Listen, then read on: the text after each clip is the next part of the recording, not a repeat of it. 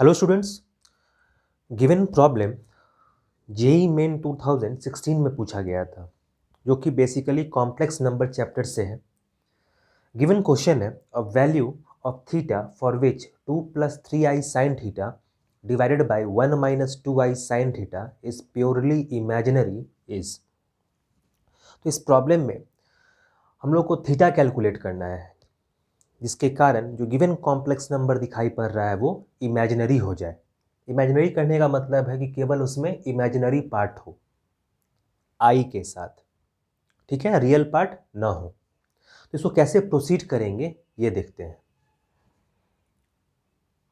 Given complex number क्या है?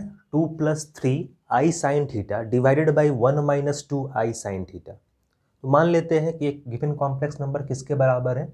Z के बराबर है।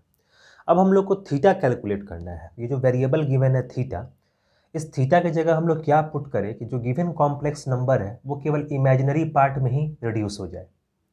जैसे कॉम्प्लेक्स नंबर को हम लोग लिखते हैं z = x + iy लिखते हैं। एक जनरल कॉम्प्लेक्स नंबर का डेफिनेशन तो यही है, x + iy। अब इमेजिनरी होने के लिए इसको क्या होना होगा? जीरो। जब ये जीरो हो जाएगा तो z = iy मिलेगा, जो कि इमेजिनरी है। तो हम लोग को यही करना है कि इस गिवन कॉम्प्लेक्स नंबर को जैसा दिखाई पड़ रहा है, इसको इस तरह से सिंप्लीफाई करना है ताकि ये केवल इमेजिनरी पार्ट में रिड्यूस हो जाए। और उसके लिए हम लोग को थीटा का कुछ वैल्यूज़ यहाँ पे रखना होगा, जिसके कारण ये रिड्यूस होगा, ठीक है। तो हम लोग को यहाँ पे थीटा फाइंड करना है, जिसके कारण ये कॉम्प्लेक्स नंबर इमेजिनरी हो जाए। तो कैसे फाइंड करेंगे ये देखते हैं। अगर हम लोग कुछ इस तरह का सिंप्लीफिकेशन करें, जिसके कारण हम लोग इस गिवन कॉम्प्लेक्स नंबर को दो पार्ट में लिख सकें, एक रियल पार्ट और एक इमेजिनरी पार्ट, तब इसको सॉल्व करना आसान हो जाएगा। तब हम लोग रियल पार्ट को जीरो से इक्वेट कर सकते हैं और फिर थीटा का कंडीशन निकाल सकते हैं कि थीटा कहाँ से कहाँ लाई करेगा, या फिर थीटा का एग्जैक्ट वैल्यू क्या होगा जिसके कारण ये इमेजिनरी पार्ट में रिड्यूस हो जाए। तो हम लोग अगर इसको, सबसे ईजिएस्ट मेथड है कि इसको रेशनलाइज करते हैं। रेशनलाइज करने से क्या होगा कि दो पार्ट में इसको हम लोग स्प्लिट कर पाएंगे।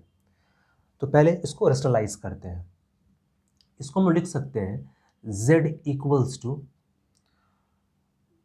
= 2 + 3i sin theta divided by 1 - 2i sin theta. Rationalisation का मतलब होता है कि 1 + 2i sin थीटा से मल्टीप्लाई करना होगा, multiplied by 1 + 2i sin theta whole divided by 1 + 2i sin theta. अब ऐसा करने से क्या फ़ायदा होगा वो हम लोग देख सकते हैं। That is equals to z 2 + 3i sin theta को मल्टीप्लाई करना है 1 + 2i sin थीटा से, तो इसको ऐसा लिख सकते हैं 2 + 3i sin theta multiplied by 1 + 2i sin theta whole divided by, ये a - b a + b के फॉर्म में है, तो ये होता है a² - b²। इसको लिख सकते हैं 1 - 2i sin थीटा, इसका होल स्क्वायर लिख सकते हैं और इसका भी स्क्वायर लिख सकते हैं समझने के लिए। तो 1² - 2i sin theta whole square लिख सकते हैं। अब गिवन कॉम्प्लेक्स नंबर को अगर हम लोग स्प्लिट करें, सिंप्लीफाई करें, तो हम लोग नेक्स्ट स्टेप में ये देखेंगे कि ये दो पार्ट में लिखा जा सकता है। एक standard definition of complex number के फॉर्म में ये लिखा जा सकता है। कैसे? तो इसको देखते हैं। इसको सिंप्लीफाई करना होगा पहले। जैसा जैसा क्वेश्चन में दिखाई दे रहा है, z = 2 + 3i sin theta multiplied by 1 + 2i sin theta whole divided by 1² - 2i sin theta का स्क्वायर दिखाई दे रहा है। तो इसको हम लोग डायरेक्टली मल्टीप्लाई करेंगे इस तरह से।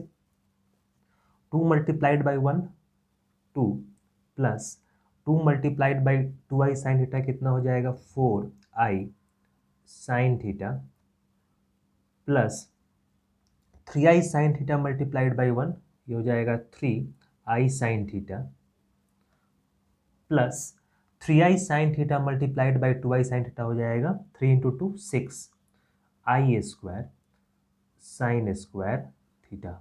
ऐसा होगा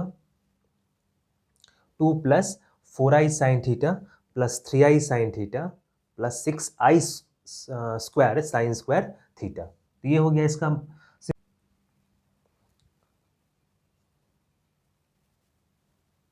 ठीक है। तो ये हो जाएगा 1 minus 4i square sine square theta. अब इसको और सिंप्लीफाई कर सकते हैं हम लोग इस तरीके से, z equals to like terms को ऐड कर सकते हैं। 4i sine theta plus 3i sine theta कितना हो जाएगा 7 साइन थीटा इंटू आई, ऐसा लिख सकते हैं, plus 6i square sine square theta, ठीक है, whole divided by 1 minus 4i square sine square theta. इस तरह से लिख सकते हैं। अब हम लोग को इसके फर्दर सिंप्लीफिकेशन के लिए आई स्क्वायर का वैल्यू हम लोग जानते हैं -1 रखते हैं, तो आई स्क्वायर का वैल्यू -1 रखेंगे। तो ये हो जाएगा 2 plus 7 sine theta multiplied by I, और आई स्क्वायर का वैल्यू -1 रखेंगे तो -6 sine square theta divided by 1 minus 4i square है, आई स्क्वायर -1 रखेंगे तो ये पॉजिटिव 1 हो जाएगा, that is 4 sine square theta. तो z इक्वल्स टू कितना हो जाएगा 2 plus 7 sine theta I minus 6 sine square theta divided by 1 plus 4 sine square theta, ठीक है। अब इसको हम लोग दो पार्ट में स्प्लिट कर सकते हैं। कैसे कि 2 माइनस 6 साइन स्क्वायर थीटा इसको एक साइड रखेंगे और 7i साइन थीटा को एक तरफ रखेंगे और डिनोमिनेटर के साथ स्प्लिट करेंगे दो पार्ट में, तब ये रियल पार्ट अलग हो जाएगा और इमेजिनरी पार्ट अलग हो जाएगा।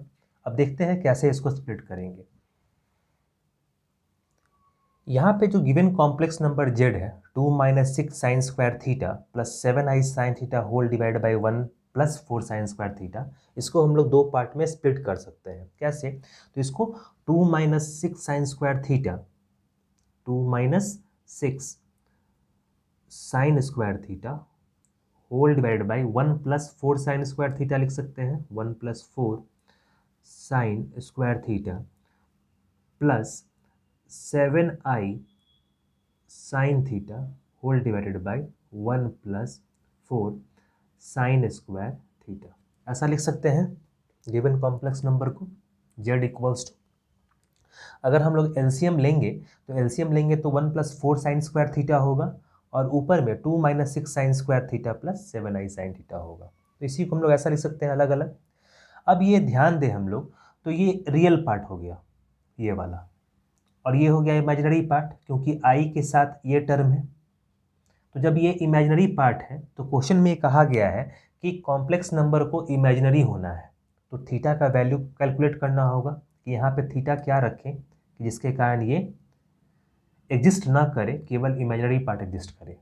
तो इसको क्या होना होगा 0, तो हम लोग इसको 0 रखेंगे। अगर कॉम्प्लेक्स नंबर के रियल पार्ट को हम लोग 0 करते हैं तो उसे थीटा का वैल्यू मिल जाएगा। थीटा का वैल्यू मिलने का मतलब होता है कि अगर उस थीटा के वैल्यू को हम लोग यहाँ रखते हैं तो ये सॉल्व होने के बाद 0 हो जाएगा।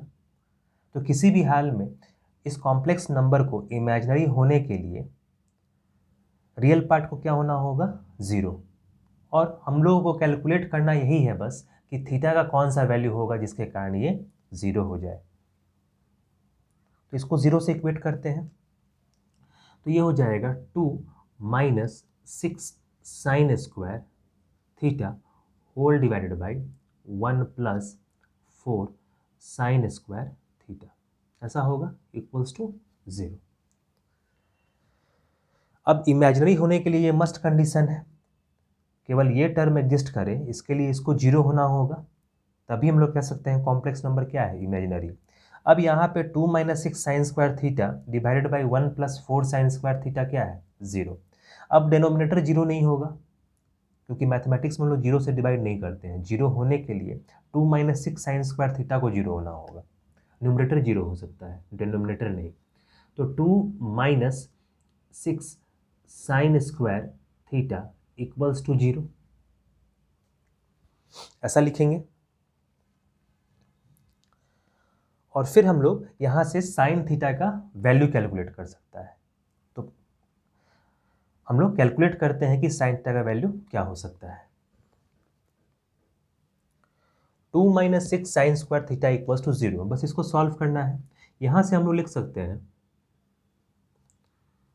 Sign square theta equals to 2 divide by 6 लिख सकते हैं, ऐसा होगा।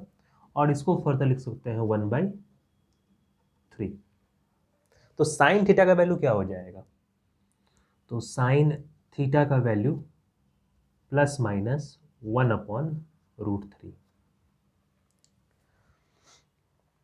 ठीक है, तो साइन थीटा का वैल्यू अगर हम लोग प्लस 1/√3 रखेंगे यहाँ पे, तो भी ये इमेजिनरी पार्ट देगा केवल, मतलब कॉम्प्लेक्स नंबर जो है इमेजिनरी पार्ट में रिड्यूस हो जाएगा। और माइनस 1/√3 रखेंगे तो भी ये रिड्यूस हो जाएगा। ठीक है, लेकिन प्रॉब्लम में केवल एक ही ऑप्शन गिवन था, वो था sign theta equals to plus 1/√3।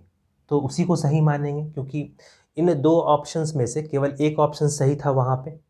लेकिन इसका जनरल सॉल्यूशन भी अगर करें तो हम लोग सारा एंगल निकाल पाएंगे जो इस कंडीशन को सेटिस्फाई करे। ठीक है, तो अगर प्रॉब्लम में जनरल सॉल्यूशन के टर्म्स में आंसर पूछा जाता तो फिर हम लोग इसका जनरलाइज भी करते। लेकिन सिंस केवल एक ही वैल्यू दिया गया है तो हम लोग कहेंगे कि sign theta equals to plus 1/√3 इस इक्वेशन को सेटिस्फाई करेगा, जिसके कारण ये कॉम्प्लेक्स नंबर इमेजिनरी हो जाए।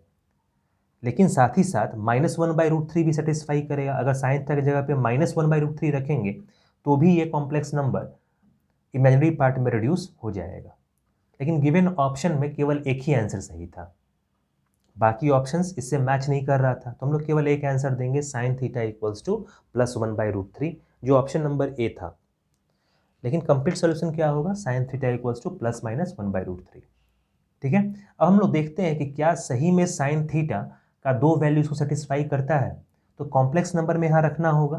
तो जेड इक्वल्स टू अगर प्लस 1/√3 रखते हैं तो ये रिड्यूस हो जाएगा 2 प्लस 3i। साइन थीटा की जगह पे क्या रख रहे हैं? 1/√3, तो multiplied by 1/√3 whole divided by 1 minus 2i sine theta की जगह पे 1/√3, दैट इज इक्वल्स टू √3 से कैंसिल आउट हो सकता है, तो ये लिख सकते हैं 2 प्लस √3i, ऐसा होगा। और इसको लिख सकते हैं हम लोग √3 माइनस 2i, ऐसा होगा। और इस √3 से हम लोग को ऊपर वाले टर्म को मल्टीप्लाई कर सकते हैं ऐसे, इस तरह से √3। ठीक है, अब इसको फर्दर क्या लिखेंगे हम लोग? That is equals to 2√3 plus √3 into 3i divided by √3 minus 2i, ऐसा होगा। और इसको अगर हम लोग रैशनलाइज करेंगे तो ये कंप्लीटली, अगर इसको हम लोग फर्दर रिड्यूस करें, सिंप्लीफाई करें, तो न्यूमरेटर को हम लोग इस तरह से लिख सकते हैं और डिनोमिनेटर को इस तरह से लिख सकते हैं। और फर्दर आई स्क्वायर का वैल्यू -1 रखने पे, -1 अगर रखते हैं तो ये 6 प्लस 4 प्लस 3 कितना हो जाएगा? 7 minus 6 whole divided by 3 plus 4, ऐसा लिख सकते हैं। 6 से -6 कैंसिल आउट हो जाएगा, हम लिख सकते हैं 7 √3i whole divided by 7, that is equals to √3i। तो हम लोग देख सकते हैं कि कॉम्प्लेक्स नंबर इमेजिनरी पार्ट में रिड्यूस हो गया, √3i है, कोई रियल पार्ट नहीं है। रियल पार्ट क्या हो गया? 0। किसके लिए? साइन थीटा का वैल्यू 1/√3 के लिए। इस तरह से हम लोग -1/√3 भी रखेंगे तो कॉम्प्लेक्स नंबर किस में रिड्यूस हो जाएगा? इमेजिनरी पार्ट में। तो दोनों ही इसका सॉल्यूशन होगा। तो sine theta equals to sine theta equals to plus minus 1/√3, इसका सॉल्यूशन हो जाएगा। ठीक है, लेकिन ऑप्शन में जो गिवन है हम लोग उसको सही मान के उसको टिक करेंगे। तो sine theta equals to plus 1/√3 given था, तो सही ऑप्शन वही होगा।